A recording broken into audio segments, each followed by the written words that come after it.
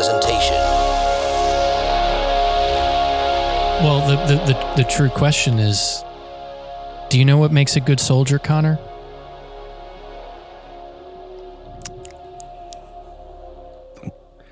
Beans.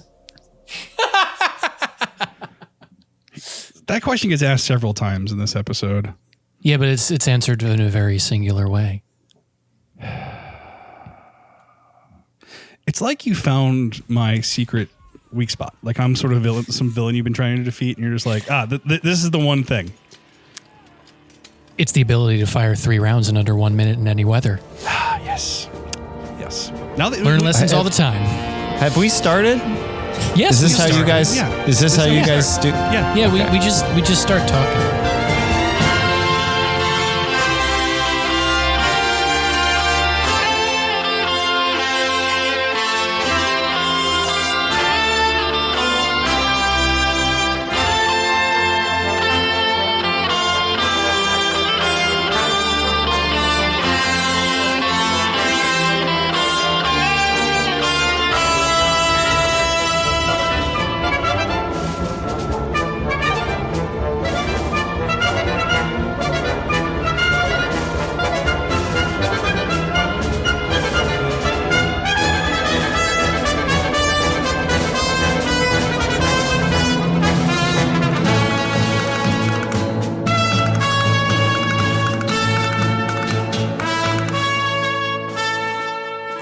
The thing is, Matt remembers lines, and I remember guns. Yeah, guns. Yeah, and he stumped me the last time, and I'm sure he'll stump me for the remaining 20 of these.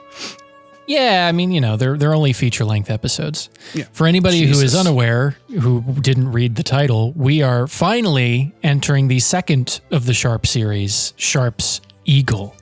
And as promised, we have brought in a guest, someone who's never seen any of the Sharpes before, and I don't even know if he has any context for this. But Frank, how did you enjoy Sharpe's Eagle? It was wonderful. I loved it. It was so great. I didn't and I'll say hi guys. I'm Frank from No Flicks Given. Glad to be here. No, I didn't know what this was. I had a vague sense of like the time, like that it existed, that it was the time period it took place in, and like when it was filmed. Like I had a kind of guess of what I knew what I was kind of going into, but I didn't know the characters or the plot really. The ripples of its cultural legacy had sort of washed over you at least at one point. If that's how you want to word that, I did not know. I mean, what this was. Without Sharpe, Sean Bean does not end up in Lord of the Rings, or even really GoldenEye for that. I was going to say GoldenEye, yeah. Which is my first note of the that I took was 006 versus 007 again. It's insane. I've seen this 3 times now and didn't clock it, knowing full well the 2 characters that those guys play. Really? Wow. Yeah. It's just because it wasn't something that crossed my mind. So yeah, baby Daniel Craig from 1993. I don't even know how old he was in this, like 20 something probably at this point. And in the phase of his career where he's just playing shit-stained characters like this, and then like Road to Perdition and a couple other things where he's just a terrible person. There's Road one to that Perdition was a long time after this. I mean, well, he's right. There is an era where he just played villains for a long time. And there was a movie I saw in school that he played like a neo-Nazi in Africa that scans. I have to find the find the name of it. Especially when he's young. I mean, he aged into being handsome. He is. I mean, he's not. I mean, he's ugly in Sharpe's Eagle, but like he is definitely like a rat-faced fuck. You know, he just gives off the vibes of don't be alone in a room with this guy. Yeah, that's very fair. So synopsis for anybody who didn't watch along. Sharpe's Eagle takes place not too long after Sharpe's Rifles.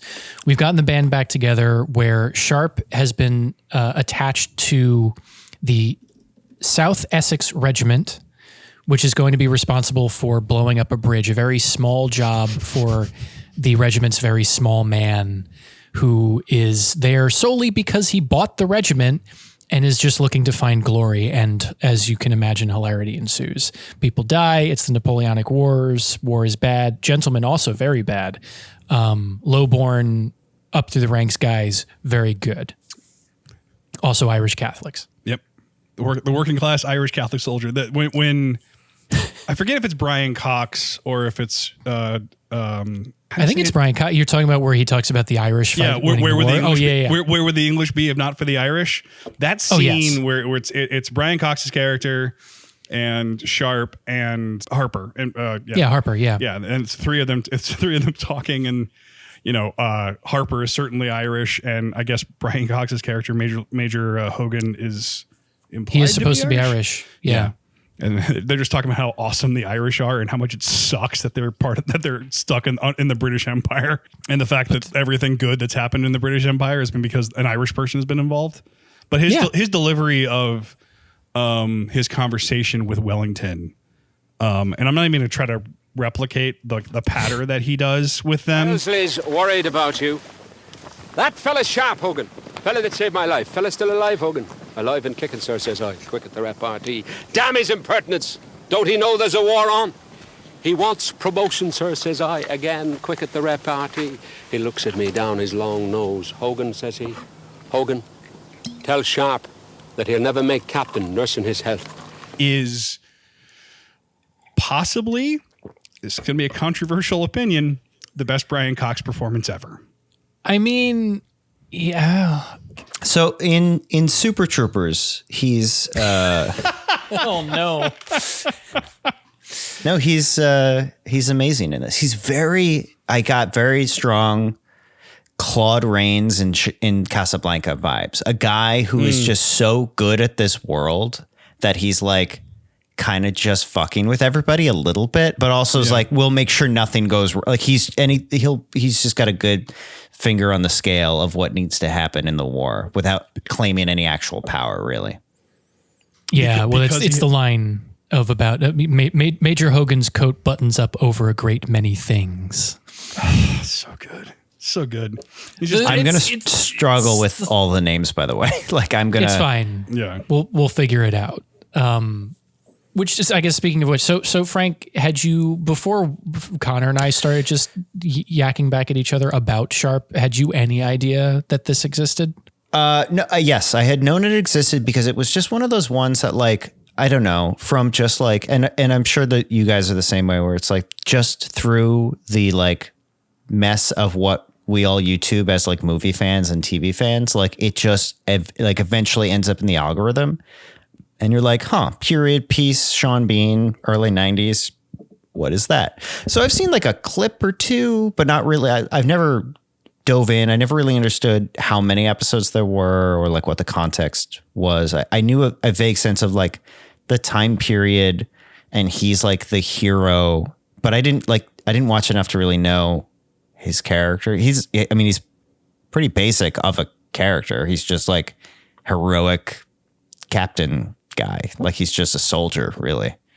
I had that exact origin story, Frank. I ran into. I think we all did. Yeah. I ran into that. The Sharpe YouTube people, like I guess it was BritBox maybe, that was like putting up all the stuff on Sharpe on YouTube. They did an excellent job during the pandemic. Their timing was immaculate. Because my origin story is actually a scene from this exact episode, which is why I'm so excited that we're talking about this episode. Wow. It's which we'll get to later. Because I want to make a bit of a meal out of that scene. But what I enjoyed so much was just really well-trained British actors in a room talking to each other. Because that's what the majority of the show is. Like, it has battles, but there's only so much battle budget. So a lot of it is just sort of like well-trained British actors portraying characters of varying levels of competency, having conversations about what needs to be done. And there is something about my approaching middle-aged white guyness, potentially never unlocked, but resting dormant dad genes are about to. We're just like, This is what I need. This is what I need in my life right now. And it is time. It just time. Makes you want to buy a painting of a ship. I mean, in fairness, I have wanted to and begged Katie to let me do that for the last 10 years. Matt doesn't have a table full of boats in bottles, is astounding to me. Ship in the oh, good Lord. Didn't anybody here build ships in bottles when they were boys? I did not play with toys. I think, Connor, you're right. And it has that, like, it's in that category of, like, a play done outside. It's got, that's really the context of a lot of it. Like, the battle scenes are, like, honestly, kind of wowed me with it's nothing amazing, but, like, it was bigger than I thought it was going to go. You know? Yeah, they're very strategic with their use of the battle scenes. It reminds me of the old, like, when you would learn about Shakespeare, about the fact of, like, you have to, you can't show battles because we just don't, you can't do it. That's the limit of the medium. And in this case, it's budgetary, but, like, the idea of, like, yeah, we're going to have to stuff everything we can into characters speaking very well and in a very motivational way to get people fired up about the battle that they're not going to see. It's like the first season of Game of Thrones. Yeah, exactly. Yeah. With a lot of the same actors. Yeah. A decent amount. Like, I actually think it was brilliant. I think my favorite scene, I'm going to have a couple while we go through. I think my favorite right now is when he is training the green soldiers about what a battle is like. And he says, like, you're not going to see anything. It's going to be smoke everywhere. And then later in the final battle, they use smoke as a budgetary constraint to really, like, only have a couple people on screen and make it seem like a giant battle is happening. It's really strategic. It's well crafted. It's knowing the limits of what you've got to work with. Sure. And kind of using that to your advantage and then turning some of that into some of the better parts of the whole fucking thing. Yeah. Because I mean, like that whole monologue where he's trying to train those poor South Essex boys. Black powder blasting by the ton on all sides. Black smoke blinding you and choking you and making you vomit. And the French come out of the smoke. Not in a line, but in a column. And they march towards our thin line. Kettle drums hammering like hell. And a golden eagle blazing overhead. And that's I mean, we talked a little bit about this in the last episode, but that's what I love about Sharpe. It's like every scene, especially with Sharpe in it, has, like, the double layers of, like, what he's trying to accomplish in the moment and what he's trying to accomplish in, like, the larger sense of his, like, life and career. I do want to know a little bit now about, like, what is the overarching thing? Like what did I just watch? No. Does but, like, what? Feel, well, I guess. Well, I can answer the question, but I'm curious if this quote unquote episode, it's feature length, but does this episode on its own feel like its own 100%. Contained story? Okay. Yeah. Which is another miracle of this series. Like, the fact that Frank can jump in, not having seen the first episode, but understand basically who everybody is and what they want to do, and what the stakes are is amazing craft.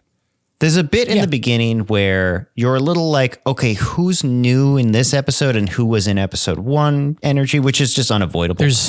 There's also, like, he's injured when the episode starts. I'm like, okay, is that from the first episode, or do we just go, really? Okay, that was the one thing I was sure of, was, like, the first episode ends with him injured. No, it's over the course of the war he's gotten beaten up. The opening of this episode has so much rom-com energy. It's hard to ignore. So we'll get to that because I guess the beginning. So to preface this, the whole concept of Sharpe, it's a series of books that were written by Bernard Cornwell. And then this was in the 80s. This was kind of the thing that he cut his teeth on. And at some point, ITV decided to make a series out of it. Richard Sharpe is a sergeant, a dude who happens to save the future Duke of Wellington's life and gets promoted for that as a lieutenant, which did not happen then because at the time, officers would purchase their commissions. So the only men who were officers were gentlemen who had money already. Was that episode 1? He saves Wellington's life? Yes. It's like happens in the first, like, 5 minutes. Yeah. And so most of the series is he's supposed to be like the audience insert character, like the regular guy thrust into this insane world of class. And I was very curious to remember the difference, because Connor and I also discussed this in the first episode, is that the tone has changed from the first episode already. The first episode is a little grittier. They had a little bit of a lower budget to shoot it with, because I think technically it was kind of a proving pilot.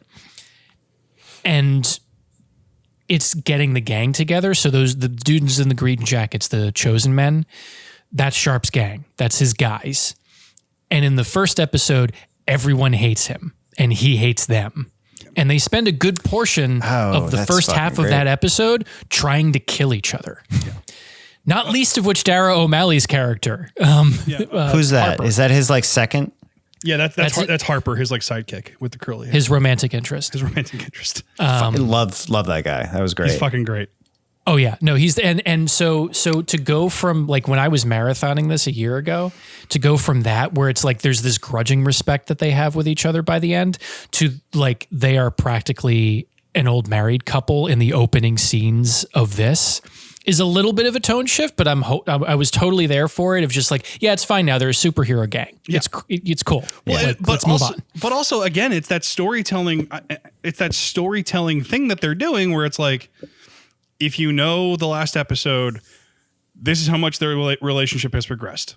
You know, like they went from, trying to kill each other to now Harper's nursing his wounds and trying to shave him. Yes. Really wants to shave that guy. Really wants to shave that guy. Which you can tell time has all passed. To shave each. Like that's exactly. Yeah. Well, and that, ladies, that's what men. Jesus. That implies a history of them saving each other's lives and taking care of each other. Mm-hmm. Harper's growing respect to be like at Sharpe's beck and call. One must assume that Sharpe has saved Harper's life several times over. Yeah. And also like taking care of him is like his job, but like, I am always wowed by how, especially British television, is so economical with their storytelling. And sometimes it's like little magic tricks like that. And sometimes it's just the British villains being villains from the first frame that they're on screen. Holy and just hell. And laying out for all to see precisely the ways in which they're villainous. Sir Henry fucking Simmerson. You do not know the British soldier, sir. He is a brute beast in a red coat. He needs the lash. Whip him in, Mr. Berry. Yeah, like Simmerson being a classist fuck. Daniel Craig's character being a fucking slime ball. The Virginian guy being really proud of how many slaves he used to have. The Virginian guy is an interesting character, and we can discuss him later. But yeah, he's a weird one. Leroy. Leroy. We need to discuss him at length. I actually really like the way that they went about dealing with his character. Very much so. Can we discuss? Because I'm pretty sure he's a good guy in the end, as far as like the audience's orientation with him. Like he's an outsider. I think the thing is that because he's separated from the class structure of traditional England, he has more in common with Sharpe than with the gentleman that he's with, just by virtue of the fact that he doesn't understand or seem to terribly care all that much about those rules. Right. Well, because the rules of class are in America was and continues to be race. Like, I like to use this as an example. The Office episode, like their Office episode that the sort of racial sensitivity training. The Diversity Day. Diversity Day from the first season of The Office. The Diversity Day episode is based off the British Office's episode about class. Huh. Really? It's that much of a divide in the UK as it is here. So so you have sort of the double-edged sword of like this guy, relates more with Sharpe because he is sort of, I don't want to say a self-made man because that implies too much, but like he is slaves, cotton. And he's a slave-made man. Yeah, he's a slave-made man. But he's a guy who generated all of his value through just cold hard cash. I don't know what his actual backstory is, but like theoretically you could see it being like it has nothing to do with who his family is, how like the circumstances of how he was born. He was probably born into wealth here, but the thing that really divides him from his from underlings is race. And therefore he does not give a flying fuck about what he doesn't give a shit about the gentry. They are just as rich as he is. And that's what he values. Do you guys recognize that actor? The actor's name is what? Gavin O'Hara. Gavin O'Hara. It's weirdly spelled, but it's Irish. Don't look it up. Do you know what else he was in? I mean, I already know his technical claim to fame for everything else. What does that mean? He was Richie Cunningham's brother that appears for like 3 episodes in the beginning of Happy Days. And nobody ever mentions his brother again. What had you clocked him for, Frank? Well, it's a movie where one of his eyes is fake. Does that ring any bells, Matt? From a series we just talked about. Never say never again.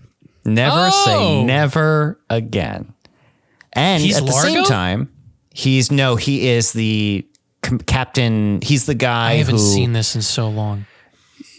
He always stuck out to me because he's got that face with that terrible skin. Like he's just like very. Well, yeah, he's got like the greasy freckled skin and the very, very, very fair hair. He looks like a slice of cheese pizza. Yeah. I say that with all love. He looks like if Bill Burr went hard into plastic surgery, the best he could look.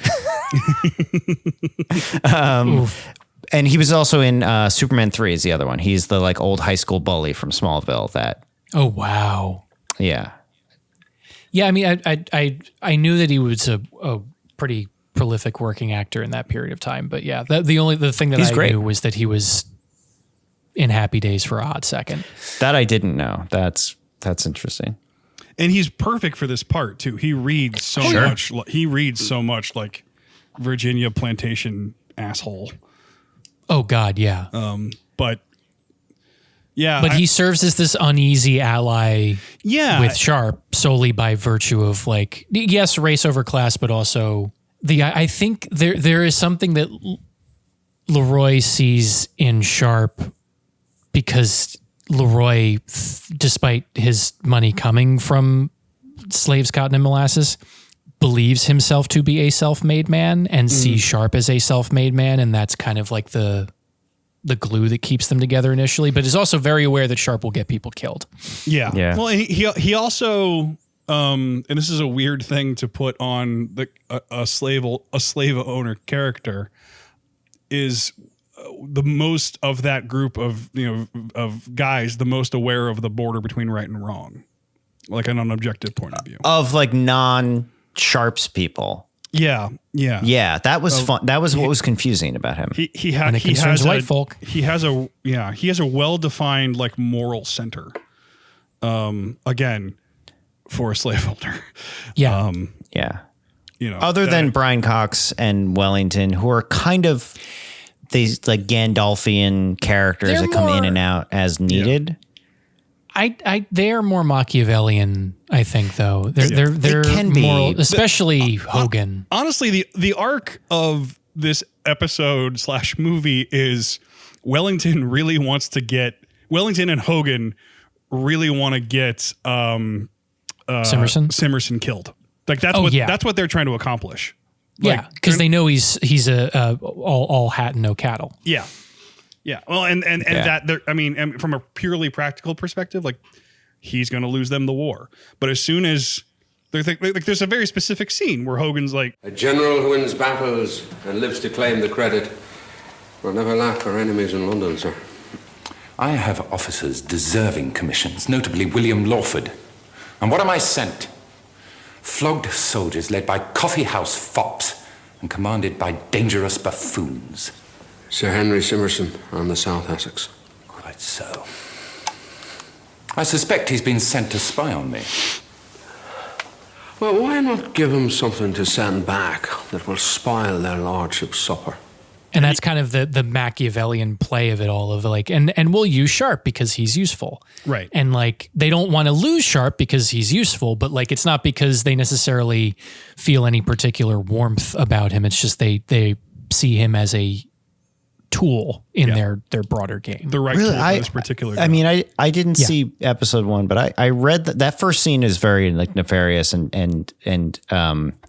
pulling the strings a bit, but like, by the end of it, I was like, I think they're just sort of like playing all sides to make sure all the people that are like pure of heart benefit, and all the people that are like, they continually like reward and build scenarios for like Sharpe and his men to succeed, and for like the other people to sort of fail, and like constantly it's not just punishing Simmerson and his like bully guys, you know? Yeah. Well, that's also, I think, because within the moral universe of the Sharpe stories, the people that are on the moral right side of the line are also good soldiers, which is something that I think the source material treats pretty straightforward. Like that's the lesson. Like if you're like a righteous and honorable man, that's part of what being a good soldier is. I do want to talk about the the firing of the 3 shots in 1 minute piece, which becomes sort of such a staple to it. And when he's training them how to do it, it's a great scene. The subtle ways he's like, no, you can cheat this step by doing like hitting the butt of the gun and stuff. Like it's. Which, by the way, that method is full of shit, but that's its own thing. They actually did a test, and it's not completely full of shit. Okay. Have either of you fired that type of gun before? A musket? No. Any of those sort of single bullet, musket shot. So I have, and it's the idea of doing that 3 times in 1 minute is so superhumanly crazy. I mean, I feel like someone could do it, but like it's such a process. And then still to this day, that smell when you fire it is just like so disgusting. It's like being inside of a smoker's lung, and it immediately like fills the whole area with just the thickest of smoke. That part I am familiar with because growing up in Virginia, I went to so many battlefields from so many wars to watch reenactors do that shit. There's just a lot of them. There's a lot of great setup payoff like that, because like that's the first thing that he tells Simmerson is that's what makes a great soldier, and then goes on to teach Simmerson's men how to do it and how to fight effectively. Because obviously Simmerson thinks that, just wrapping stocks around their necks and whipping them when they pass out from exhaustion is really the only way, because the British soldier's a brute. And then they double down on that by making the guy that got whipped in the first scene good enough at being a soldier to join the Chosen Men. The Chosen Men, yeah. Which is that guy at the end? I didn't make that connection. Yep. Yeah. It's Dobbs, I think his name is. What were you going to ask me? No, I was just for context. The Chosen Men, the guys in green, are like Napoleonic era British Continental Army equivalent of the Special Forces. Oh, I took them as like Marines. Like how I was thinking about them. Which that uniform is awesome. It's fucking awesome. Great. I wish I had that jacket. And they were armed with rifles heading into Connor's gun corner. All of the weapons that the guys in red coats had, basically all the regular infantry on both sides had, were muskets, which are smooth bore, and the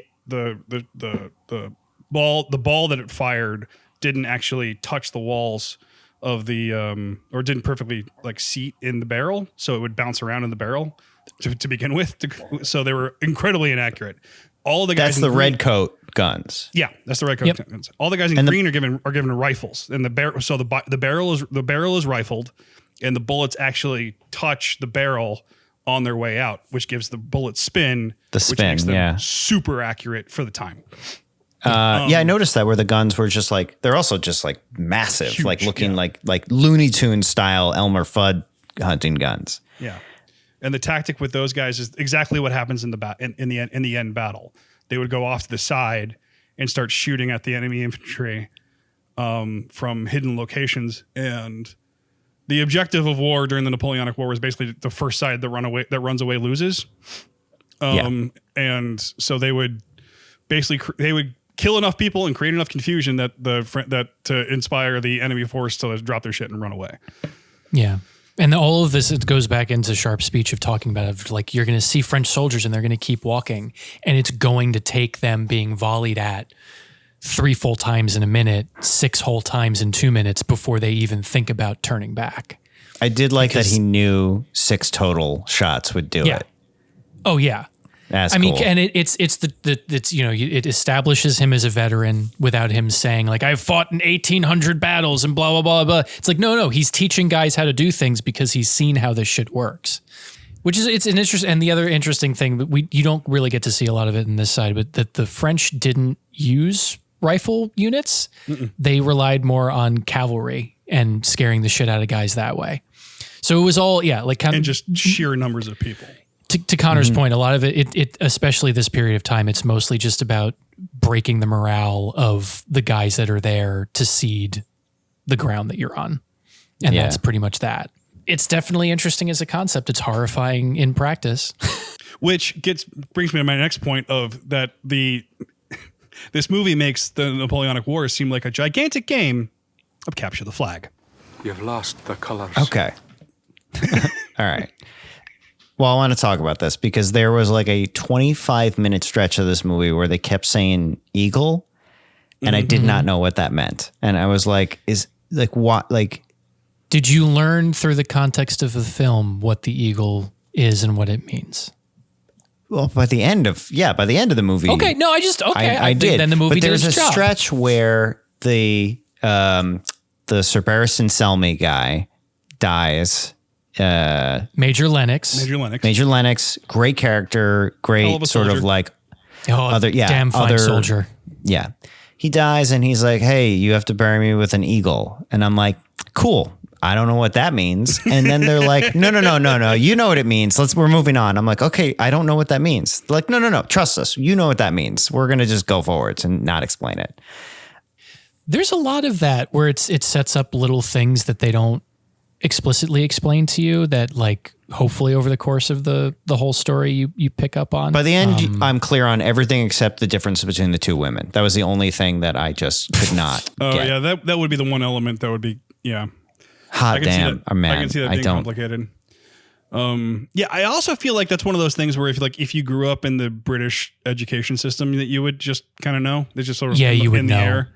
Yeah, and the romantic interest stuff gets muddied because Lost in Adaptation is the book takes place before Sharpe meets the woman that he ends up with in the end of this movie. Oh. So like in the book version, he ends up sleeping with, what was it, Josephina, I think is the name of the lady, because Teresa hasn't shown up yet. So they had to kind of flummox that entire arc, and like it does make things a little bit clunky because like otherwise Teresa wouldn't have even been in the episode. It does have an interesting bit of tension to that relationship though, because it's sort of like you think she's they haven't completely like come together until the very end. Exactly, yeah. And there's sort of a moment where like Teresa's like, if you want to fuck her, that's fine. Which one is? Which one has pants? I don't know the difference. Teresa's she's the one with pants. She's the gorilla. She's the Spanish gorilla. Yes. And then Josephina is the lady. She's the one who's always in a dress and has who's not good at paying her. Yeah. Well, because she has money problems, and that creates a whole other to do. And why are they all in Spain? I don't. Okay. This would be another thing that you would pick up if you were in British schooling and all this other stuff about the Napoleonic Wars. It does explain it in the Star Wars like crawl in the opening. Did you read that? Yes, I got that. Don't take that tone with me. But I got it. And I do know that like for all intents and purposes, the Napoleonic War should be considered like World War Zero. It was a world war in any sense of the word. Yes. But as far as like what the confusion of that opening crawl, I'm just going to keep going, was it says Napoleon's brother is now the king Napoleon of is master of Europe. Yes. Is that identical? Does it say it in both? Yes. Okay, it's and that no, so this is the other thing too, is that Master and Commander and Sharpe are sides of the same coin. Yes. Yes. So yes, Napoleon at this point had controlled most of Western Europe and usurped his most Catholic Majesty, King Philip of Spain. He installed his brother as the King of Spain. As the puppet, yeah. Yes. So Spain was part of the French Empire at that point. And so the British were helping Spanish guerrillas who wanted to throw out Napoleon's brother win and then work their way back into France. So that's why most of Sharpe takes place in Spain. If you ever hear about the Peninsula War, the Peninsula Campaign, that's what they're talking about, is Spain was the battleground of most of this war. Okay, very cool. It's a crazy chunk. Can I spoil something? Is the final episode Waterloo? Is that what? Yes. Cool. The final episode of the original run, yes. And then they made 2 more, which they should never have done. But they do Waterloo. They made 10 years later. They do Waterloo. Okay. Yeah. Is Sharpe at Waterloo? Yes, Sharpe is at Waterloo. Does he get an eagle? Not anymore. No. He keeps Stephen, the doctor for Master and Commander, from making an ass of himself because he's the Prince of Orange in that episode. Paul Bettany's in it? Wow. Paul Bettany's in it, baby. This is the thing. Over the course of this series, every British actor appears. It was the Game of Thrones of its time. It's a game. It's the whole story is essentially a game of capture the flag, and it's mostly about honor and duty and respecting. It's about actually living your values as opposed to just spouting off about them. Correct. Yeah. Yes.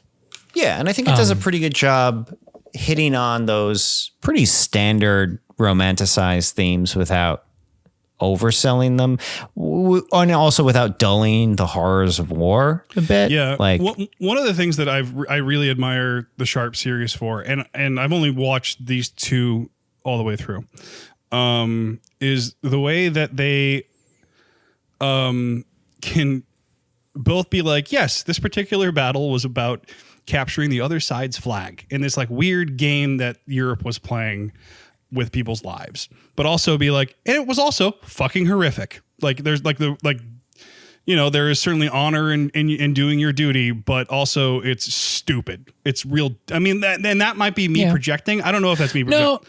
No, because I think the character that represents that particular point in this is Ensign Denny, the boy officer who didn't realize who Major Lennox was when he died, and then starts to really buy into everything Sharpe has to say, and then ultimately is killed in the final battle. Yeah, that's another moment with Leroy where it's like, I don't know how I feel so many different things about this guy. Yeah. Well, I think that's what makes him an intriguing character. But yeah, there is that moment at the. I mean, they're. I don't think that they're necessarily friends by the end of the story, especially considering the fact that he's very of the like he even says merit walks, money talks. Like that's his whole thing. So like, there's no point in getting yourself killed over an eagle or honor or duty or dueling or any of that sort of stuff. And from Leroy's point of view, there's no point in getting other people killed. At least that's implied, which is interesting. Again, coming from that fucking guy. Yeah, well, we're talking about white people, so that's true. Why. Fair. Can I ask, because the way I interpreted a lot of his part in the last chunk of this was he thinks Sharpe with the whole eagle thing is like, that's stupid, like it's not worth going for. When Sharpe does go for it, it's like a thing. You'll get yourself killed trying to do that. Basically, is like, or you'll get other people killed. When he does it and claims it, he goes to like, not really confront him while he's like injured after the battle, and is like, Why? I wanted to become firm captain. I needed an eagle to be certain. And then the implication is at the end, tell me if I'm wrong about all this. At the end, when he's like at Lennox's grave and plants the flag, there's a shot of Leroy observing this and realizes that Sharpe actually had like good reasons, like, you know, honorable deeper reasons, honorable reasons to do that. Is that what I was supposed to get from all of that?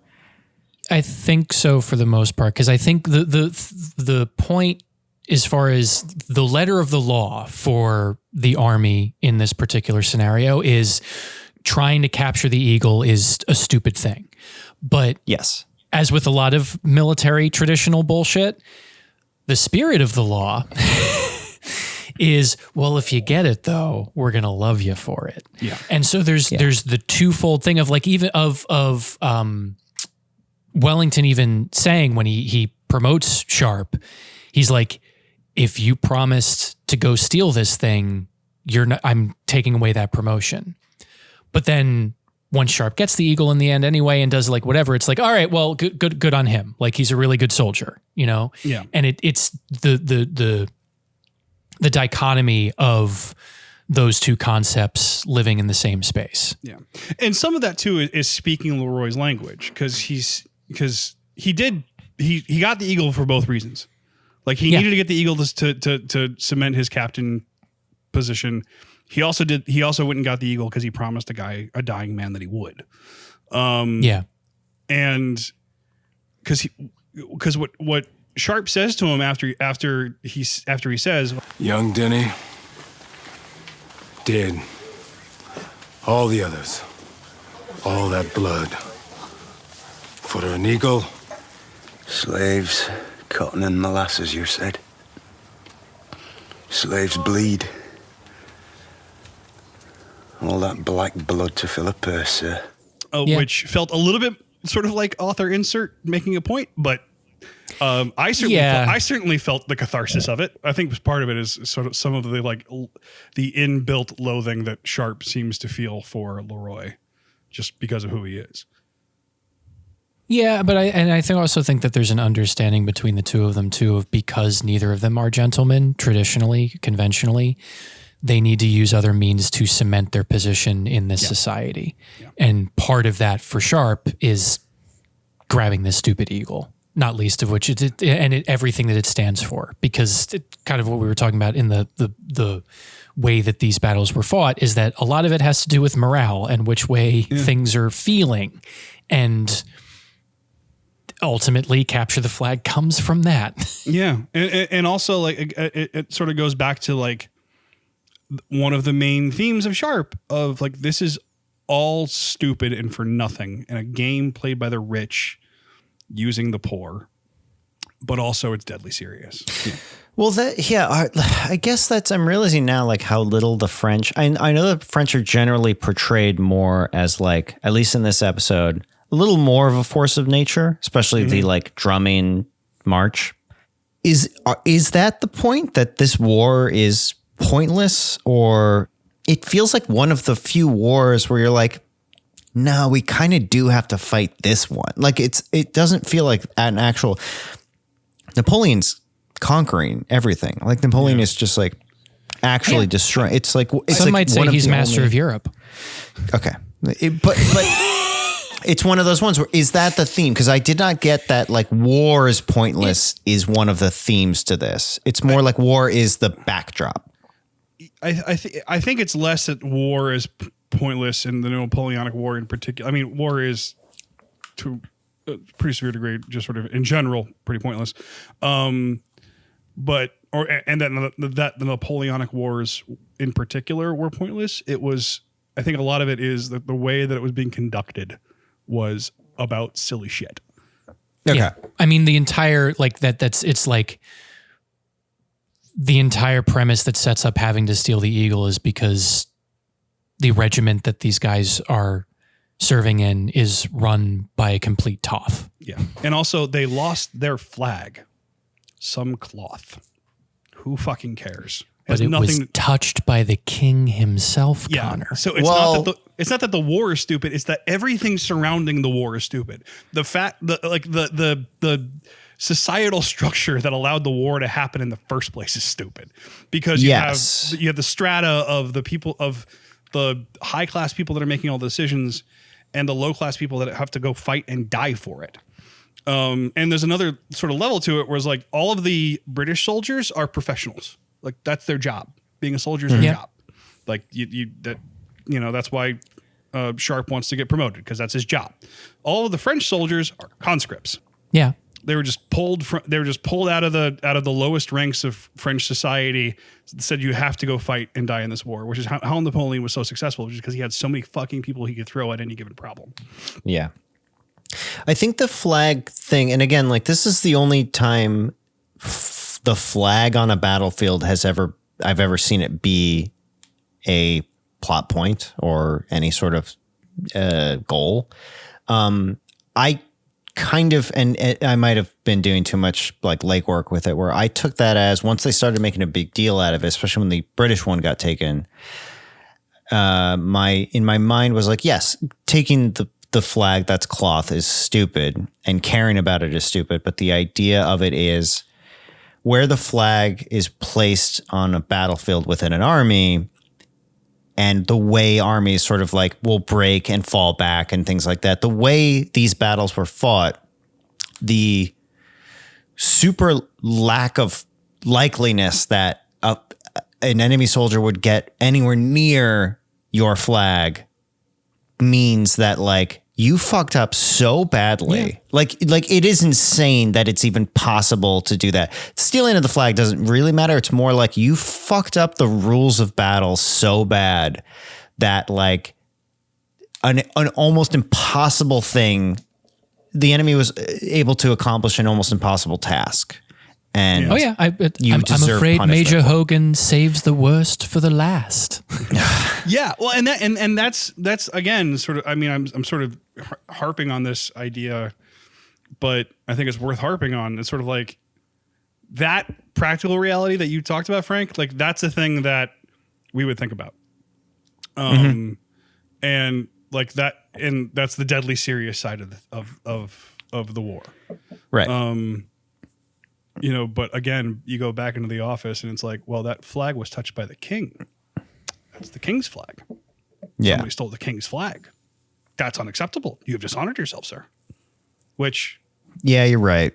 I think leads us into, Matt, the scene that the money shot of Sharpe. The money shot of Sharpe. The scene that birthed this very series that we are on now. What scene you're talking about? Do you know what scene we're talking about, Frank? No. It's the scene where Lord Simmerson is getting his ass dressed down by Lord Wellington. The fault was not mine, sir. Major Lennox must answer. Major Lennox answered with his life, as you should have done if you had any sense of honor. You lost the colours of the King of England. You disgraced us, sir. You shamed us, sir. You will answer.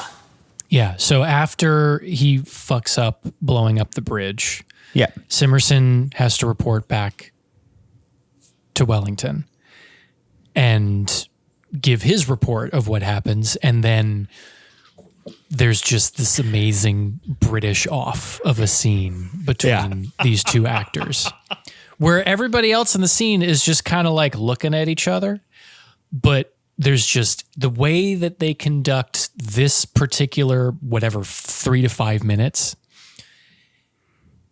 to me is more compelling than any of the battles that appear in this entire series. I recommend Lieutenant Gibbons be gazetted captain, sir. And Lieutenant Sharpe? Lieutenant Sharpe didn't, sir. He was cut off when we destroyed the bridge. This is a report from Major Hogan, which differs somewhat from your account, Sir Henry. Major Hogan is merely an engineer, sir. Major Hogan's coat buttons up tight over a number of other duties, Sir Henry. And it's notoriously, if you go to YouTube and type in Major Lennox, this is the thing that shows up. Or if you type in Sharpe, this is going to be one of the first 3 videos that shows up. Okay. It is the core of what this whole show is about. It's British actors being British actors about the Napoleonic Wars. Mm-hmm. Talking about honor and duty and disgrace. And the thing that I think I particularly enjoy about it is it's dressing down a martinet gentleman who bought his commission and raising up the guy that we know from the ranks who's our man Sharpe. A truly hateable commander. Like he is an antagonist over the course of the series. He shows up again. You know? He's in more. Yeah. Yeah. Oh, he's too good of a villain to not show up again. You know what this scene? When I first saw this scene, this hadn't happened yet. But you know what this scene feels a lot like? It feels like Donald Trump getting yelled at by a judge in court. Oh, yeah. A fundamentally silly person who takes themselves way too seriously and is way too overconvinced of their own abilities and skill based on where being born on third, thinking they hit a triple. Yep. Being suddenly confronted by the most serious person on the planet. Who has actual authority. Takes their job very seriously, understands the stakes of what they're doing, and explains to them on no uncertain terms that they have fucked up. That's a serious problem, and there's no getting out of it. Like that scene where he approaches the desk and says, I have a cousin at Horse Guard, sir. And I have friends at court. A man who loses the king's colours loses the king's friendship. You have two choices. To hide in England or be a hero in Spain. I shall help you to be a hero. We had a skirmish with the French today. Tomorrow we shall have a battle. You will be the first to see a French column, sir. It is not a pretty sight. What you do then, sir, is up to you. Good morning. You know, and like the complete defeat of Simmerson in that scene is so fucking cathartic, having seen the movie all the way through for the first time. And in that scene, in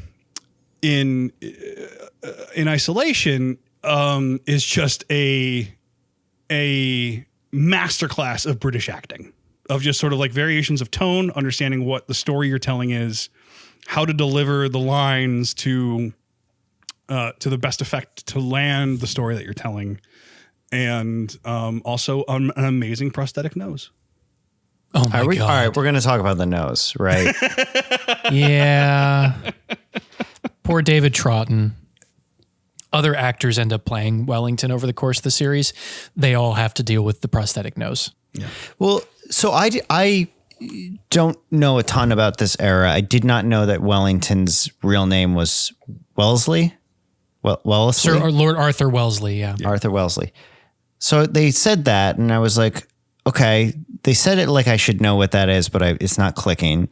And then he's got this fucking gonzo schnoz, and I'm like, okay, that's added. This is supposed to. It'd be like someone adding makeup features to look like George Washington. You're like, well, you're not. This is a person I'm supposed to connect with. Like I'm supposed to get. But if you're, Norwegian British, yeah. and you're watching The Patriot and you see this guy in the background of a scene with this giant honker of a nose, you're like, I know he's a general, but I don't know why they had to put all that bullshit on his face. Yeah. I think we're having that same reaction as Americans. Yeah. Because everybody knows in England who the Duke of Wellington is. I mean, yeah, I know. If they had said, they might have even said the Duke of Wellington early on, but like connecting that together. The reason why is because he doesn't become the Duke of Wellington until the battle is won at the end of the episode. Yeah, that was like the Dark Knight Rises. Oh, you should use your middle name, Robin. You're like, okay. It's an origin story. But again, that's that class commentary thing, because he wasn't given peerage until this point in the war. Which gives him that perspective that's, again, more serious and not like, I paid for this. Why am I not having fun on my vacation? Yeah, it's insane. The more I watch this, and you see it in other episodes too, of just the way that Simmerson treats the entire regiment as a toy that he's bought for himself. Well, it's 75 just astounding. lashes. I want to mention that. And I was like, I don't know enough about corporal punishment, but that feels like too many. Like, shouldn't that kill you? Like, that's so much bleeding. Depending on the type of whip, potentially. Yeah, it did not kill people back then. Yeah. Yeah, that's a crazy amount. 3 is like you did something real bad. Yeah. Well, and one of the other things that it's not as necessarily obvious, but all of the I got that. Collars, which was a real thing for training and historically used to guard your neck against knives and swords. But like the idea of him doing it solely because he wants them all to look in a very specific way, despite the fact that it gives them all rashes. Yes. It's convenient and a little cheesy, but you can't fire 3 shots in a minute until I get you to take those collars off piece. Yeah. And like I'm unshackling. It's very on the nose. But yeah, it's really effective as far as like really quickly establishing like the power dynamics between Sharpe and Simerson. Simerson, yeah. And Sharpe, stop showing off. Incredibly satisfying too. Oh God, very satisfying. Sharpe's great. He's extremely for and I don't know what the other movies. I'm just going to keep calling them movies because that's how Letterboxd identifies them. But this kept sort of like kind of flirting with like, is Sharpe's ambition a cautionary tale? And I couldn't really, it seems like no in this episode, but it did flirt with that a little bit with like, is he just trying to rise up the ranks and doesn't really care? It's a mixed bag. Cause he's, I mean, it's as far as the story is concerned, he's the son of a Yorkshire prostitute who doesn't know his father, who came from nothing, joined the army because it was going to pay. And why are you laughing? I don't know. My brain was like son of a Yorkshire prostitute who doesn't know his mother. And I mean, that did happen too in this era. That wasn't sorry. Keep going. Orphanages are things. Yeah. But this whole idea of like him rising through the ranks is being promoted at your job.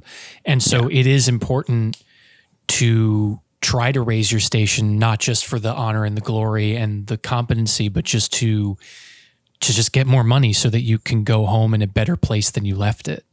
Yeah. And that's very much a theme throughout the course of the series. Yeah. Literally his only chance at a decent life is getting promoted and to a point that he might actually have savings. It's comfort food. This was comfort food, really. Yeah. Yeah. And that's what the Major Lennox scene was for me when I first saw it and why I wanted to do this series. It's comfort food, but it has themes and lessons, and I think that it does have something to say ultimately. But it does it in a way that's entertaining and compelling, which is really like that's the best way to produce your art. And like, I do love anytime an army has to blow up a bridge. I don't know. I'm a sucker for man. it. Come on. That is just cinema. I guess the final note that I do want to make sure that we cover is he gets his mission from from Hogan in that wonderful scene where he's like, do you know anything about art? And then unfurls the map and he's like, oh yeah, Botticelli. Sharpe's like, what the fuck is this? He's like, it's a map of Spain. It's upside down. Ha that was great. And he like gives him the mission. He's like, you're going to go here and you're going to blow up this bridge. And in my mind, like, all right, you got to blow up a bridge? Probably a big fucking bridge. And then they get there and it's like literally, it's like some toothpicks over a creek. The Men in Tights bridge. Yeah. So here's another note is that one of the major differences from the novel is that the bridge that they're supposed to blow up is actually an old Roman bridge. And so it's a much more formidable thing made out of in the novel. Yes. Yeah. But again, we're shooting in Crimea in 1993. So like you make do with what you got. That would have been cool. It's like how the Battle of Stirling Bridge in Braveheart does not even have a river. There's a lot wrong with Braveheart. It's really just that one thing.